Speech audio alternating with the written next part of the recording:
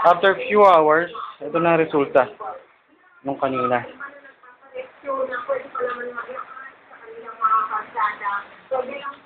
Yan, inabot na kami sa loob. So, kanina puno, ano yan, puno yan.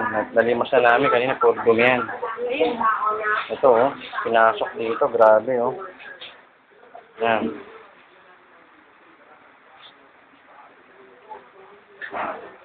Grabe tong si Typhoon Ondoy. Grabe.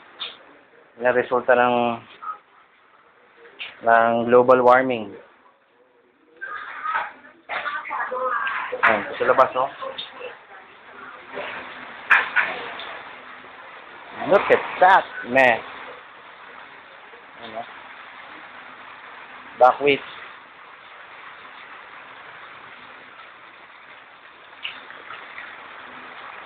See? Yan, oh, lahat kanina, ano yan, parang dagat yan, parang swimming pool. Pati kila nanay. Tapos may oil spill pa kanina. Galing sa jeep. Oh my gosh.